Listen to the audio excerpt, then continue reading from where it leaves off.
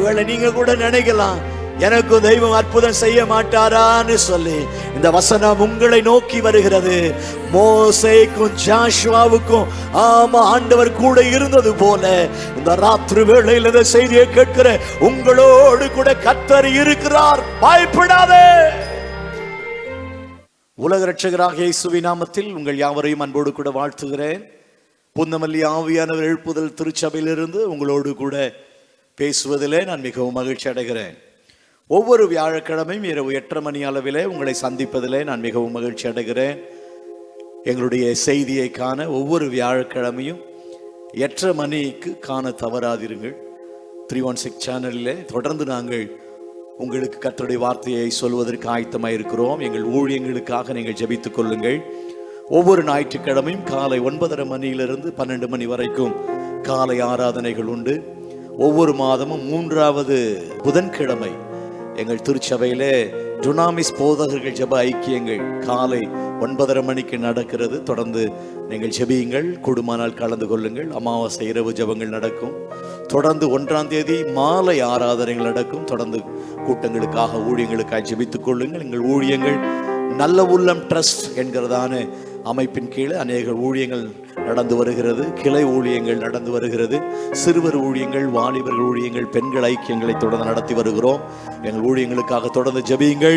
உங்களுடைய ஜெப குறிப்புகளை எங்களுக்கு தெரியப்படுத்துங்கள். நாங்கள் தொடர்ந்து உங்களுக்காக ஜெபிக்கிறோம். கர்த்தர் உங்களை ஆசீர்வதிப்பாராக. இப்பொழுது நாம் தேவனுடைய வார்த்தைக்கு போவதற்கு முன்பதாக நாம் எல்லாரும் கரங்களை தட்டி நாம் எல்லாருக்கும் தெரிந்த ஒரு பாடலை நாம் பாடப்போகிறோம். தனிமையின் பாதையில் தகப்பனே உம் தோளில் சுமந்ததை நான் மறப்பேனோ என்ற பாடலை என்னோடு கூட சேர்ந்து, தனிமை என்கிற உணர்வு உங்களுக்கு உண்டானால், சோர்ந்து போய் வாழ்க்கையில கவலையோடு நீங்கள் இருப்பீர்களானால் என்னோடு சேர்ந்து பாடுங்கள். இந்த பாடல் உங்களுக்கு ஒரு பெரிய ஆறுதலையும் சமாதானத்தையும் கொண்டு வரும். தொடர்ந்து பாடலாமா?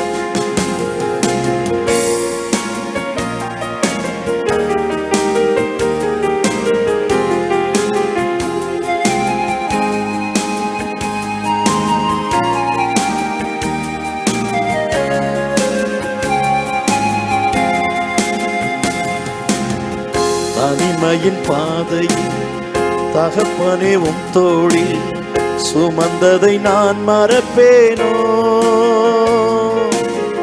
தனிமையின் பாதையில் தகப்பனே உம் தோளில் சுமந்ததை நான் மறப்பேனோ. ஆஹா, எத்தனை அன்பு என்மேல், எத்தனை பாசம் என்மேல், எத்தனை அன்பு என்மேல், எத்தனை பாசம் என்மேல், இதற்கு ஈடு என்ன தருவேனா? இதற்கு ஈடு என்ன தருவேனா?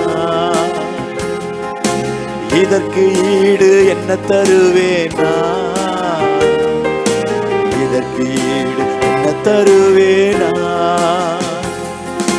சோர்ந்து போகும் நேரங்களெல்லாம் மார்போடு அணைத்துக் கொண்டீரே. சோர்ந்து போகும் நேரங்களெல்லாம்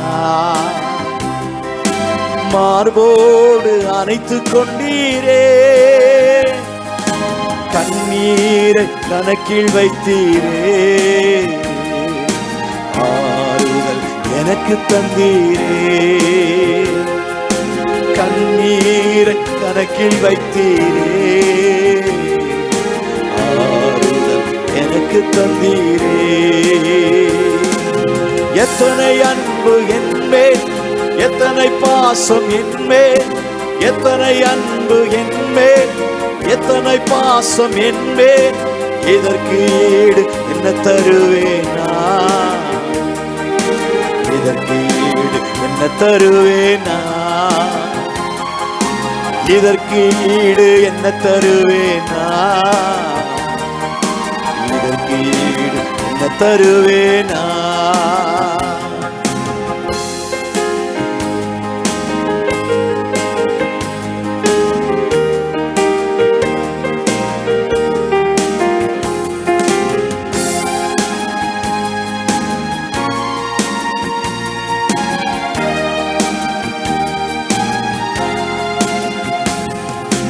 உடைக்கப்பட்ட நேரத்திலெல்லாம்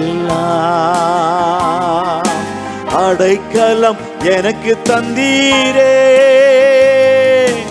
உடைக்கப்பட்ட நேரத்திலெல்லாம் அடைக்கலம் எனக்கு தந்தீரே, தடுமாறும் வேளையில் எல்லாம் ஒரு தகப்பன் போல சுமந்து சென்றீரே, தடுமாறும் வேளையில் எல்லாம் ஒரு தகப்பன் போல சுமந்து சென்றீரே. எத்தனை அன்பு என்பேன், எத்தனை பாசம் என்பேன், எத்தனை அன்பு என்பேன், எத்தனை பாசம் என்பேன், இதற்கு ஈடு என்ன தருவேனா, இதற்கு ஈடு என்ன தருவேனா, இதற்கு ஈடு என்ன தருவேனா, இதற்கு ஈடு தருவேனா. தனிமையின் பாதையில் தகப்பனே உம் தோழி சுமந்ததை நான் மறப்பேனோ, சுமந்ததை நான் மறப்பேனோ. தனிமையின் பாதையில் தகப்பனே உம் தோழி சுமந்ததை நான் மறப்பேனோ,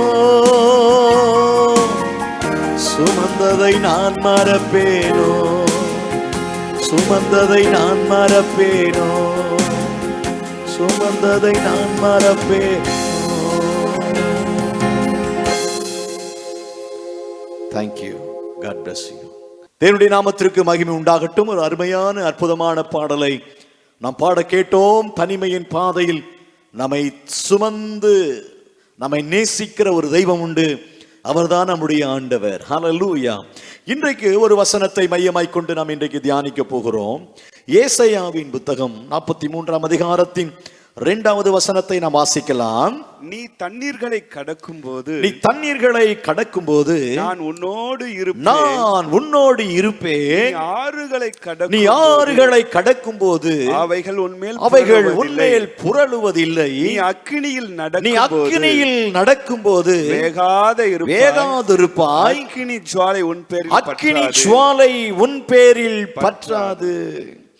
இந்த 2ஆம் வசனம் ரொம்ப அழகான ஒரு விஷயத்தை நமக்கு சொல்லுகிறது. நான் உன்னோடு கூட இருப்பேன். தோத்திரம். தேவ பிள்ளையே, இங்கே 3 அனுபவங்கள். தண்ணீரை கடக்கும் போது, ஆறுகளை கடக்கும் போது, அக்கினியை கடக்கும் போது நான் உன்னோடு கூட இருக்கிறேன். இந்த செய்தியை கேட்கிற தேவ பிள்ளையே, வாழ்க்கை என்பது மேடு பள்ளங்கள் நிறைந்தது, துன்பங்கள் இன்பங்கள் நிறைந்தது, அவமானங்கள் நிந்தனைகள் நிறைந்தது. நீ எந்த சூழ்நிலையிலே இருந்தாலும், எப்பேற்பட்ட நிலைமையிலே நடந்தாலும், கர்த்தர் சொல்றாரு, என் மகனே என் மகளே நான் உன்னோடு கூட இருக்கிறேன்.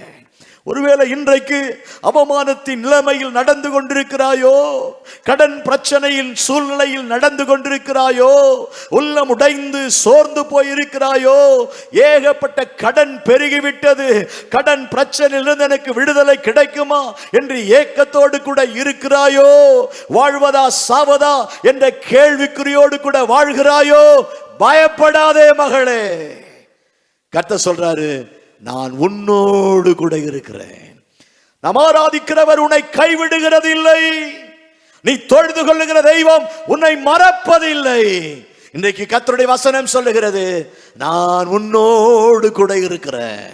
வாசியுங்கள் யாத்திரையாகமம் 3ஆம் அதிகாரத்தின் 12வது வசனத்தை வாசிக்கலாம். அதற்கு அவர் நான் உன்னோடு இருப்பேன், நான் உன்னோடு இருப்பேன். நீ ஜனத்தை எகிப்திலிருந்து அழைத்து வந்த பின் நீங்கள் இந்த மலையிலே தேவனுக்கு ஆராதனை செய்வீர்கள். நான் உன்னை அனுப்பினேன் என்பதற்கு இதுவே அடையாளம். மோசேயை பார்த்து கர்த்தர் சொல்றாரு, மோசே நான் உன்னோடு கூட இருப்பேன். ஆமா, சொல்லிட்டு சொல்றாரு, எகிப்திலிருந்து நான் உங்களை விடுதலை பண்ணுவேன். பார்வோன் உங்களுக்கு விரோதமா எழும்பலாம், ஸ்தோத்திரம். பல தடைகளை கொடுக்கலாம், உங்கள் இடத்தை அவர்கள் அடக்கலாம். பயப்படாதப்பா, நான் உன்னோடு கூட இருக்கிறேன்.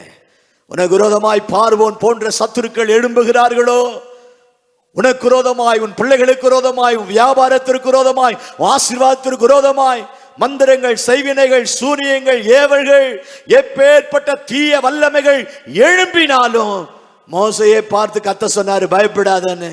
இன்னைக்கு அதே வார்த்தை உன்னை தேடி வருது மகளே, பயப்படாத. நான் எகிப்திலிருந்து உன்னை நான் வெளியே கொண்டு வருவேன். உன்னை வெளியே கொண்டு வந்த பின்பு நீ என்ன செய்யணும்?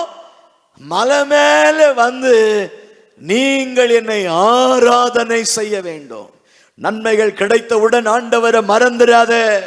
அற்புதங்கள் நடந்த உடன் ஆண்டவரை மறந்துடாதீங்க. உன் வியாதி சுகமான உடனே ஆண்டவரை மறந்துடாதே. உன் திருமணம் நேர்த்தியாய் ஆசீர்வாதமாய் நடந்த பின்பு ஆண்டவரை மறந்துடாதே. மலடியாய் இருந்த நீ பிள்ளைத்தாட்சியாய் மாறின பிறகு ஆண்டவரை மறந்து விடாதே. அதான் ஆண்டவர் சொன்னாரு, நான் உன்னோடு கூட இருப்பேன், எகிப்திலிருந்து உங்களை மீட்டு கொண்டு வருவேன். நீங்க மாறாக எனக்கு என்ன செய்யணும் தெரியுமா? என்னை நீங்கள் ஆராதிக்க வேண்டும் என்று ஆண்டவர் அவர்களை பார்த்து கூறினார். ஆண்டவர் உங்களுக்கு அற்புதங்களை செய்ய ஆயத்தமாய் இருக்கிறார். அவர் உங்களோடு கூட இருக்கிறார். மாறாக இன்றைக்கு இந்த செய்தியை கேட்கிற நீங்கள் ஆண்டவரை பார்த்து சொல்லணும், நான் உங்களை ஆராதிப்பேன் ஆண்டவரே.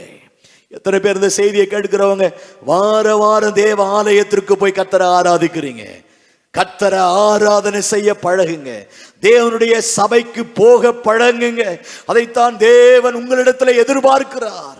தேவன் உங்களோடு கூட இருக்கிறார். பிரியமானவர்களே, இங்கே ஜோசுவாவின் புஸ்தகம் 1ஆம் அதிகாரத்தின் 5ஆம் வசனத்துல ஜோசுவாவை பார்த்து கர்த்தர் என்ன சொன்னார் பாருங்க, வாசிங்க.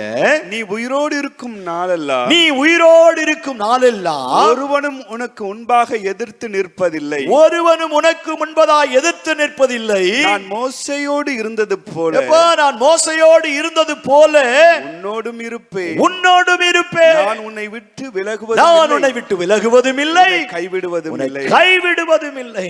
மோசேக்கு மாத்திரம் தான் தேவனா? மோசேக்கு மாத்திரம் தான் தேவன் அற்புதங்களை செய்வாரா? மோசே கரங்களை நீட்டின போது செங்கடல் பிளந்தது போல என் வாழ்க்கையில அற்புதங்கள் நடக்குமா என்ற கேள்வியோடு கூட இருந்தான் ஜோசுவா. ஒருவேளை நீங்க கூட நினைக்கலாம், எனக்கும் தெய்வம் அற்புதம் செய்ய மாட்டாரான்னு சொல்லி. இந்த வசனம் உங்களை நோக்கி வருகிறது. மோசேக்கும் ஜோசுவாவுக்கும் ஆமா ஆண்டவர் கூட இருந்தது போல இந்த ராத்திரி வேளையில் இந்த செய்தியை கேட்கிற உங்களோடு கூட கர்த்தர் இருக்கிறார். பயப்படாதே. என்ன சொன்னார் ஜோசுவாவை பார்த்து? மோசையோடு கூட இருந்தது போல ஜோசுவா, நான் உன்னோடு கூட இருப்பேன், நீ பயப்படாத. சத்துருக்கள் உன்னை மேற்கொள்ள முடியாது, தீமை உன்னை மேற்கொள்ள முடியாது, உலகம் உன்னை மேற்கொள்ள முடியாது. நான் உன் தேவனாகிய கர்த்தர். சொல்லுங்க ஒரு அல்லேலூயா, அல்லேலூயா. தீமை உன்னை மேற்கொள்ளாது, வியாதி உன்னை மேற்கொள்ளாது, சத்ரு உன்னை மேற்கொள்ள முடியாது. இங்கே ஒரு உதாரணமா ஒரு சம்பவத்தை நம்ம இங்க வாசிக்கிறோம். கிதியோன் அவனுடைய அனுபவத்தில் அவன் ஒரு விஷயத்தை சொல்லுகிறதை நாம் வாசிக்கலாம். 6ஆம் அதிகாரத்தின் 16வது வசனம். அதற்கு கர்த்தர், நான் உன்னோடு கூட இருப்பேன், நான் உன்னோடு கூட இருப்பேன். ஒரு மனுஷனை முறியடிப்பது போல நீ மீதியானரை முறியடிப்பாய் கிதியோனே. ஆமா, கிதியோன் பயந்தவன். இந்த மீதியானியர்கள் இஸ்ரவேலர்கள் நல்லா விதைச்சு நல்ல விவசாயம் பண்ணி அறுவடை காலம் வரும்போது இஸ்ரவேலர்களை தோற்கடித்து இஸ்ரவேலர்களுடைய சகல ஆசீர்வாதங்களையும் அவர்கள் அள்ளி கொண்டு போய் விடுவார்கள். இதுதான் பல ஆண்டுகளா நடக்கிறது. தேவ ஜனம் சோர்ந்து போனது. கிதியோன் சோர்ந்து போனான், உள்ளம் உடைந்து போனான். நல்லா உழைக்கிற, கையில வருமானம் நிக்கல, ஆஸ்பத்திரிக்கு செலவாகுதையா, என் பணம் ஆமா என் வீட்டுல தங்குகிறது இல்ல, குடும்பத்துல சமாதானம் இல்ல, நிம்மதி இல்ல, அமைதி இல்ல. என் தேவன் எனக்கு ஏன் இப்படி என் தேவன் என்னை கைவிட்டாரோ, என் தேவன் என்னை மறந்தாரோ, என் ஆசீர்வாதங்களை அந்நியர்கள் திருடி செல்லுகிறார்களே, பதற்ற நிலையில் இருக்கிறாயோ? ஆண்டவர் கிதியோனை பார்த்து சொன்னார், அவன் கூட இருக்கிறப்பா, தோத்துறேன். அதுக்கு மேல நீங்க வாசித்தீங்கன்னா 12ஆம் வசனம் வாசிங்க. கர்த்தருடைய தூதனானவர் அவனுக்கு தரிசனமாகி பராக்கிரமசாலியே கர்த்தர் உன்னோடு கூட இருக்கிறார். அப்பொழுது 13ஆம் வசனம், அப்பொழுது கிதியோன் அவரை நோக்கி என் ஆண்டவரே, கர்த்தர் எங்களோடு இருந்தார், கர்த்தர் எங்களோடு என் குடும்பத்தோடு இருந்தார், இவைகள் எல்லாம் எங்களுக்கு நேரிடுவானே. ஏன் இவைகள் எங்களுக்கு நேரிடுகிறது? ஆசீர்வாதத்திலே குறைச்சல் வருகிறது, ஒன்னு பிரச்சனைகள் கூடிக்கொண்டே போகிறது, சமாதானம் இல்லையே, நிம்மதி இல்லையே, ஆரோக்கியம் இல்லையே, அந்த நிலை பரிதாபிக்கப்பட்ட நிலையில இருக்கிறது என்று உள்ளமுடைந்து குமரிக்கொண்டிருக்கிறாயோ? ஒருவேளை கிதியோனை போல நீ இந்த வார்த்தையை கேட்கிறாயோ, கர்த்தர் என் கூட இருந்தா ஏன் இதெல்லாம் எனக்கு நடக்கிறது? அதைத்தான் கிதியோன் கேட்கிறான். அதற்கு என்ன பதில் வாசிங்க. கர்த்தர் எங்களை எகிப்திலிருந்து கொண்டு வரவில்லை என்று எங்கள் பிதாக்கள் எங்களுக்கு விவரித்து சொன்ன அவருடைய அற்புதங்கள் எல்லாம் எங்கே? அவருடைய அற்புதங்கள் எங்கே? இப்பொழுது கர்த்தர் எங்களை கைவிட்டார், மீதியானர் கையில் எங்களை ஒப்பு கொடுத்தாரே என்றார். பிரியமானவர்களே, புலம்புறான் ஒரு மனுஷன், உங்களை போலதான் புலம்பிக்கிட்டு இருக்கிறான். ஐயோ, நிலைமை இப்படி இருக்கு, சூழ்நிலை இப்படி இருக்கு, கர்த்தர் கை விட்டுட்டாரு, எங்க நிலைமை இப்படி இருக்கு, மீதியானியர்கள் எங்களை வேதனைப்படுத்துகிறார்களே, சத்துருக்கள் மிகுதியாய் பெருகிவிட்டார்களே என்று யோசித்துக் கொண்டிருக்கிறாயோ? அந்த மனுஷனை பார்த்து தான் 16ஆவது வசனத்துல கர்த்தர் சொன்னாரு, கிதியோனே, ஏன்பா பயப்படுற, ஏன்பா கலங்குற, ஏன்பா உள்ளமுடைந்திருக்கிற? முற்பிதாக்களுக்கு மாத்திரம் நான் தேவன் அல்ல, உனக்கும் நான் தேவனாயிருக்கிறேன். ஹல்லேலூயா. மோசேக்கும் ஜாஷ்வாவுக்கும் மாத்திரம் தேவனா? கிதியோனை பார்த்து சொன்னா, நான் உனக்கும் தேவன் தான். முற்பிதாக்கள் காலத்தில் நடந்ததை போல உன் காலத்தில் நான் அற்புதங்களை செய்வேன். எந்த மீதியானியர்கள் உன்னை ஜெயித்தார்களோ, எந்த மீதியானியர்கள் உன் ஆசீர்வாதத்தை பறித்து கொண்டு போனார்களோ, அவர்களை ஒரு மனிதனாக நின்று அவர்களை நீ மேற்கொள்வாய். போ, நான் உன்னோடு கூட இருக்கிறேன். பயப்படாத சகோதரிய சகோதரா. இழப்புகள் பெருகி இருக்கிறதா? கடன் பிரச்சனைகள் பெருகி இருக்கிறதா? இனி வாழவே முடியாது என்ற நிலைக்கு நீ தள்ளப்பட்டிருக்கிறாயா? உறவுகளால், சொந்தங்களால், பிள்ளைகளால், கணவனால், மனைவியால் துரத்தப்பட்டிருக்கிறாயா? உன்னை பார்த்து தான் சொல்லுகிறேன், பயப்படாதே சகோதரி, பயப்படாதே. அவருக்கு மிஞ்சின சக்தி இந்த உலகத்திலே இல்லை. உனக்குள்ளே இருக்கிறவர் பெரியவர். அல்லேலூயா. கிதியோனோடு கூட கர்த்தர் சொன்னாரு, பயப்படாத கிதியோனே, நான் உன்னோடு கூட இருக்கிறேன், ஒருவனும் உனக்கு தீங்கு செய்ய முடியாது. கரங்களை தட்டி தேவநாமத்தின் மகிமைக்காக அல்லேலூயா சொல்லுங்களேன். ஹல்லேலூயா. மூன்றாவதாக 2 நாளாகமம் 15ஆம் அதிகாரத்தின் 2வது வசனத்தை நாம் வாசிக்கலாம். அவன் வெளியே ஆசாவுக்கு எதிர்கொண்டு போய் அவனை நோக்கி ஆசாவே, யூதா பென்யமீன் கோத்திரங்களின் சகல மனுஷரே கேளுங்கள். இந்த செய்தியை கேட்கிற சகல மனுஷரே, லிசன், கேளுங்கள். நீங்கள் கர்த்தரோடு இருந்தால் அவர் உங்களோடு இருப்பார். ஆமாங்க. நீ அவரை விட்டு போயிடுவ, ஜெபம் பண்ண மாட்ட, பைபிள் படிக்க மாட்ட, சபைக்கு போக மாட்ட, கர்த்தரை மறந்து எவ்வளவோ நாட்களாச்சு, ஜெபம் பண்ணி எவ்வளவோ நாட்களாச்சு. 24 hour கையில செல்போனு, எப்ப பார்த்தாலும் டிவியில சீரியலு, உலக வாழ்க்கை. எப்படிங்க கர்த்தர் நம்மோடு இருப்பாரு? வேதம் சொல்லுகிறது, நீ அவரோடு இரு. முதல்ல நீ அவரோடு இருக்க பழகு, அவர் சமூகத்தில் அமர்ந்திரு. ஒரு வசனம் இருக்கிறது, நானே தேவன் என்று அறியும்படி அமர்ந்திருங்கள். கொஞ்சம் தேவ சமூகத்தில் அமர்ந்து ஜெபம் பண்ணுங்க. தேவ ஆலயத்திற்கு போங்க. தோத்துறேன். அதாவது சொன்ன கர்த்தருடைய ஆலயத்திற்கு போவோம் வாருங்கள் என்று சொன்னபோது எனக்கு ஒரு பெரிய சந்தோஷம். இந்த உலகத்துல எல்லா சந்தோஷத்தை காட்டிலும் ஒரு பெரிய சந்தோஷம் என்ன தெரியுமா? நம்ம குடும்பமா தேவனுடைய ஆலயத்திற்கு போவதுதாங்க. வீட்டில் உட்கார்ந்து இருக்கிற, ஜெபம் பண்ண மாட்டேன்ற, சபைக்கு போக மாட்டேன்ற, ஊழியத்துல இன்வால்மெண்ட் இல்லை. எப்படி இன்றைக்கு கர்த்தர் உங்களை பார்த்து சொல்றாரு, நீங்கள் அவரோடு கூட இருந்தால் அவர் உங்களோடு கூட இருப்பார். அல்லேலூயா, கர்த்தருக்கு ஸ்தோத்திரம். யாக்கோபை பார்த்து கர்த்தர் என்ன சொல்றாரு பாருங்க. ஆதியாகமம் 28 அதிகாரத்தின் 15 வசனம் வாசிங்க.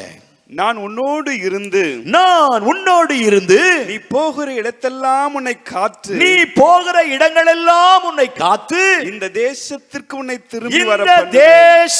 உன்னை திரும்பவும் நான் உனக்கு சொன்னதை செய்யும் அளவும் உன்னை கைவிடுவதில்லை என்றார். உன்னை கைவிடுவதில்லை. நான் உனக்கு சொன்ன வாக்குத்தத்தங்கள் நிறைவேறும் வரையிலும் நான் உன்னை மறப்பேன் என்று நினைத்தாயோ? நான் உன்னை கைவிட்டேன் என்று நினைத்தாயோ? சோர்ந்து போயிருக்கிற உங்களை தேடி கர்த்தருடைய வார்த்தை வருகிறது. பயப்படாதே. யாக்கோபை பார்த்து கர்த்தர் சொன்னாரு, நான் உன்னோடு கூட இருக்கிறேன். என் வாக்குத்தத்தங்கள் எல்லாம், நான் சொன்னதெல்லாம் உனக்கு நான் நிறைவேற்ற வல்லவர். 20வது வசனத்தை வாசிங்க. அப்பொழுது யாக்கோபு தேவன் என்னோடு இருந்து நான் போகிற இந்த வழியெல்லாம் என்னை காப்பாற்றி உண்ண ஆகாரமும் உடுக்க வஸ்திரமும் எனக்கு தந்து என்னை என் தகப்பன் வீட்டுக்கு சமாதானத்தோடு திரும்பி வர பண்ணுவாரானால் கர்த்தர் எனக்கு தேவனாயிருப்பார். கர்த்தர் எனக்கு தேவனாயிருப்பார். என் தேவன் சாதாரணமானவர் இல்லைங்க. எனக்கு உண்ண உணவு தருவார், உடுக்க உட தருவார். நான் நினைத்த நன்மைகளை எனக்கு செய்து முடிப்பார். என்னை சமாதானமா என்னை நடத்தி செல்ல அவர் வல்லவர். ஏன் தெரியுமா? அவர் இதையெல்லாம் எனக்கு பண்றாருங்க. அதனால நான் அவருக்கு கையெடுப்பேன். அவர் எனக்கு தேவனாயிருப்பார். இந்த செய்தியை கேட்கிற தேவ பிள்ளையே, நம்முடைய தேவன் மிகவும் பெரியவர். அல்லேலூயா. நம்முடைய தேவன் மிகவும் சக்தி வாய்ந்தவர். அவர் உன்னை கைவிடவே மாட்டார். அவர் கூட இருக்கிறார். பிரியமானவர்களே, தொடர்ந்து வாசிக்கலாம். ஆதியாகமம் 31 வசனத்திலிருந்து வாசிங்க. பின்பு லாபானுடைய குமாரர் எங்கள் தகப்பனுக்கு உண்டானவைகள் யாவையும் யாக்கோபு எடுத்துக்கொண்டான் என்றும் எங்கள் தகப்பனுடைய பொருளினாலே இந்த செல்வத்தை எல்லாம் அடைந்தான் என்று சொன்ன வார்த்தைகள் யாக்கோபு கேட்டான். ஒரு குடும்பத்தில் ஒரு பிரச்சனை வருகிறது. இந்த ஆசீர்வாதங்கள் தேவன் அவனுக்கு தந்தது, இந்த உயர்வு தேவன் அவனுக்கு தந்தது, இந்த மேன்மை தேவன் அவருக்கு தந்தது. ஆனா லாபான் வீட்டிலிருந்து ஒரு பிரச்சனை வருதுங்க. என்ன பிரச்சனை? எங்க அப்பாவை ஏமாத்தி இவன் பெரிய ஆள் ஆயிட்டான், இவன் பணக்காரன் ஆயிட்டான், இவன் முன்னேறிட்டான் அப்படின்னு லாபானுடைய பிள்ளைகள் பேசுகிற சத்தத்தை அவன் காதுகள் கேட்டது. 2வது வசனம். லாபானின் முகத்தை யாக்கோபு பார்த்தபோது, மாமனாருடைய முகத்தை பார்க்கிறான் யாக்கோபு. அது நேற்று முந்தின நாள் இருந்தது போல் இல்லாமல் வேறுபட்டதா இருக்க கண்டான். ஆமா, முகம் வேறுபட்டு கிடக்குது. அடுத்த வசனம். கர்த்தர் யாக்கோபை நோக்கி, இப்போ கர்த்தர் யாக்கோபுட்ட பேசுறாரு. யாக்கோபை நோக்கி, உன் பிதாக்களுடைய தேசத்திற்கும் உன் பிதாக்களின் தேசத்திற்கும் உன் இனத்தாரிடத்திற்கும் திரும்பி போ. நீ திரும்பி போ. நான் உன்னோடு கூட இருப்பேன். என்றைக்கு இவர்கள் ஏன் ஆசீர்வாதத்தை இவன் திருடி கொண்டான் என்று சொல்ல ஆரம்பித்தார்களோ, இனி இங்க உனக்கு வேலை இல்லப்பா, நீ கிளம்பு, நான் உன்னோடு கூட இருக்கிறேன். ஏன்னா அந்த நன்மைகளும் ஆசீர்வாதங்களும் தேவன் அவனுக்கு தந்தது. ஏங்க இன்னைக்கு நீங்களும் நாளும் நல்லா இருக்கிறோங்க. ஆமா, அது எந்த மனிதனால் வந்த ஆசீர்வாதம் இல்லைங்க. இந்த நன்மைகள் எல்லாம் அவர் நமக்கு தந்தது. நம்ம பேக்ரவுண்ட் அவர் தாங்க. நமக்கு செல்வத்தை தந்தது அவர், நமக்கு எல்லா வசதி வாய்ப்புகளை தந்தது அவர். கர்த்தருக்கு ஸ்தோத்திரம். தேவன் ஆசீர்வதித்திருக்க மனிதர்கள் கை காட்டுறாங்க இந்த ஆசீர்வாதம் என்னால் வந்தது என்று. கர்த்தர் சொன்னார், இனி இங்க இருக்காத, அங்க இருந்து கிளம்பு. வாசிங்க 4ஆம் வசனம். அப்பொழுது யாக்கோபு ராகேலையும் லேயாளையும் வெளியிலே தன் மந்தையினிடத்தில் அழைப்பித்து அவர்களை நோக்கி, உங்கள் தகப்பனுடைய முகம் நேற்று முந்தனை நாள் போல் இருந்தது போல இருக்கவில்லை என்று எனக்கு தோன்றுகிறது. ஆனாலும் என் தகப்பனுடைய தேவன் சொல்றான் பாருங்க, என் தகப்பனுடைய தேவன் என்னோடு கூட இருக்கிறார். என் தகப்பனாகி ஈசாக்கின் தேவன், என் தகப்பனாகி ஆபிரகாமின் தேவன் என்னோடு கூட இருக்கிறார். இந்த செய்தியை கேட்கிற உங்களை பார்த்து சொல்றேன், ஊரே உங்களுக்கு விரோதமா எழும்பி நிக்கலாம், நீங்க தனித்து விடப்பட்டிருக்கலாம், ஸ்தோத்திரம், உள்ளமுடைந்து சோர்ந்து இருக்கலாம். கர்த்தர் சொல்றார், நான் உன்னோடு கூட இருக்கிறேன். அல்லேலூயா. கவலைப்படாதே, அவர் உன்னை கரம் பிடித்து நடத்துவார். சோர்ந்து போகாதே, அவர் உன்னோடு கூட இருக்கிறார். எத்தனை பேர் சொல்ல முடியும்? எல்லாம் சொல்லுங்க, கர்த்தர் என்னோடு இருக்கிறார். அல்லேலூயா. ஆயிரமான பாடுகள் உன் வாழ்க்கையிலே வந்தாலும், ஆயிரமான சத்துருக்கள் உனக்கு விரோதமாக எழும்பினாலும் பயப்படாதே. கர்த்தர் சொல்றாரு, நான் உன்னோடு கூட இருக்கிறேன். அல்லேலூயா. கர்த்தருக்கு ஸ்தோத்திரம். கடைசியாக வாசிக்கலாம், ஆதியாகமத்தில் 31:42 வசனத்தை வாசிப்போம். என் பிதாவின் தேவனாகிய ஆபிரகாமின் தேவனும் ஈசாக்கின் பயபக்திக்குரியவரும் என்னோடு கூட இராமல் போனால் நீர் இப்பொழுது என்னை வெறுமையாய் அனுப்பி விட்டிருப்பீர். மாமனாரை பார்த்து சொல்றான், என் தேவன் மாத்திரம் என் கூட இல்லனா என்ன எல்லாத்தையும் புடுங்கிட்டு அனுப்பிச்சிருப்பா. கொஞ்சம் யோசித்து பாருங்களேன், நம்ம தெய்வம் நம்ம கூட இல்லைன்னா எவ்வளவு ஏமாற்றங்கள் உண்டாயிருக்கும். எத்தனை நயவஞ்சகர்கள் நம்ம ஏமாற்றி இருப்பார்கள். கூடவே இருந்து குழி நோண்டுகிறவர்கள் அநேகம், தீமை செய்கிற நினைக்கிற மனிதர்கள் அநேகம். உன்னை வெறுமையாக்க, உன்னை ஒன்றுமில்லாமல் ஆக்க, உனக்கு விரோதமாய், உன் பிள்ளைகளுக்கு விரோதமாய், குடும்பத்திற்கு விரோதமாய் போராடுகிற சத்துருக்கள் அநேகம். அதான் ஐயா பெர்க்மன்ஸ் பாடுவாரு, சத்துருக்கள் எவ்வளவாய் பெருகி விட்டார்கள். பயப்படாத, கர்த்தருக்கு தோத்திரம். 31:5 வாசிங்க ஐயா. அவர்களை நோக்கி உங்கள் தகப்பனுடைய முகம் நேற்று முந்தனை நாள் போல் இருந்தது போல இருக்கவில்லை என்று எனக்கு தோன்றுகிறது. ஆனாலும் என் தகப்பனுடைய தேவன் என்னோடு கூட இருக்கிறார். என்ன வெறுமையாக்கணும்னு நினைச்சாரே உங்க அப்பா, என்ன வெறுமையாக்கணும் நினைச்சாங்களே உன் உறவினர்கள், உன்னை வெறுமையாக்கணும் நினைச்சாங்களே உன் பிசினஸ் பார்ட்னர், உன்னை யாரெல்லாம் வெறுமையாக்க நினைத்தார்களோ, உன்னுடைய நன்மைகளை, ஆசீர்வாதங்களை, கிருபைகளை புடுங்க யாரெல்லாம் போராடுகிறார்களோ, பயப்படாத, உன்னை யாராலும் வெறுமையாக்க முடியாது. உன்னை அழைத்தவர் உண்மை உள்ளவர். நாகும் 2:2 எல்லாரும் வேதம் கையில வைத்திருந்தால் கொஞ்சம் திருப்பி கொண்டு நாம் வாசிக்கலாம். சத்தத்தோடு கூட நாம் வாசிப்போம். வெறுமையாக்குகிறவர்கள் அவர்களை வெறுமையாக்கி அவர்களுடைய திராட்சை கொடிகளை கெடுத்து போட்டாலும், உன்னுடைய திராட்சை செடிகளை, உன்னுடைய பிசினஸ், உன் குடும்பத்தை, உன் நன்மைகளை, உன் ஆசீர்வாதங்களை கெடுத்து போட்டாலும் கர்த்தர் யாக்கோபின் மகிமையை கையை தட்டி ஆண்டவருக்கு நன்றி சொல்லுங்க. யாக்கோபின் மகிமையை திரும்ப வர பண்ணின தேவனாகிய கர்த்தர் இந்த செய்தியை கேட்கிற தேவ பிள்ளையே, நீ எதை இழந்தாயோ, எந்த நஷ்டத்திலே இருக்கிறாயோ, எந்த போராட்டத்தில் இருக்கிறாயோ, இன்றைக்கு கர்த்தர் ஆசீர்வாதங்களை திரும்ப வர பண்ணுவார். உன் வெறுமைகளை மாற்ற அவருடைய கரம் உனக்கு நேராக நீட்டப்படுகிறது. உன்னை யாராலும் வெறுமையாக்க முடியாது. ஆமா, 1 சாமுவேல் 30ஆம் அதிகாரத்துல நீங்க வீட்டுல வாசித்து பாருங்க. 1ஆம் வசனத்திலிருந்து 8ஆம் வசனம் வரைக்கும் தாவீதை, அவனுடையவைகளை எல்லாம் பிடுங்கி போட்டார்கள். எல்லா வளமும் நன்மையும் ஆசீர்வாதம் உடையவனாயிருந்த தாவீது இன்றைக்கு ஜீரோவாயிட்டான். கண்ணீர், உனக்காக ஜெபிக்க போகிறேன். உள்ளமுடைந்த தாவீது, சோர்ந்து போன தாவீது, கலங்கி கொண்டிருந்த தாவீது, அழ முடியாத தாவீது, தன்னால் அடக்க முடியாத தாவீது. ஆமா, அவன் கூட இருக்கிறவங்களே கல்லை எடுத்துட்டாங்க தாவீதை அடிக்க.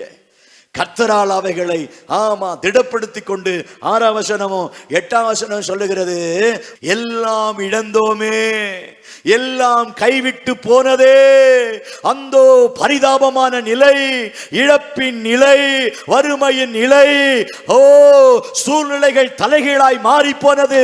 எல்லாம் இழந்த நிலையிலே இந்த பிரசங்கத்தின் வாயிலாக இந்த ஆண்டிலே எதை இழந்தாயோ, சமாதானத்தை, நிம்மதியை, ஆசீர்வாதத்தை, முன்னேற்றத்தை இழந்தாயோ, யார் உன்னிடைகளை சூறையாடினார்களோ, கர்த்தர் சொல்கிறார், நீ இழந்தவைகளை அவர் உனக்கு திரும்ப தருவார். ஏன் தெரியுமா? கர்த்தர் உன்னோடு கூட இருக்கிறார். உனக்காக நான் ஜெபிக்க போகிறேன். அன்பு நிறைந்த எங்கள் ஆண்டவரே, இந்த வார்த்தையை கேட்ட உடைய பிள்ளைகளோடு கூட கர்த்தர் இடைப்பட்டதற்காக நன்றி அப்பா. உடைய பிள்ளைகள் எதை இழந்தார்களோ அவைகள் நம்முடைய பிள்ளைகளுக்கு திரும்ப தாரும். நான் உன்னோடு கூட இருப்பேன் என்ற தலைப்பின் கீழ் உடைய வாக்குத்தத்த வசனங்களை கேட்ட உடைய பிள்ளைகளுடைய கண்ணீர்களை துடைப்பீராக. உடைய துக்கங்கள் மாறட்டும் சுவாமி. இவர்களை ஆறுதல் படுத்தும். தொடர்ந்து சமாதானமும் சௌக்கியமும் நிம்மதியும் நன்மையும் ஆசீர்வாதமும் உடைய பிள்ளைகளுடைய இல்லங்களை நிரப்பட்டும் என்று ஜெபிக்கிறேன். இயேசுவின் நாமத்தில் ஜெபிக்கிறோம் எங்கள் பிதாவே, ஆமேன். புந்தமல்லி ஆவியானவர் எழுப்புதல் சபையின் சார்பாக உங்கள் யாவரையும் வாழ்த்துகிறேன். God bless you. Thank you.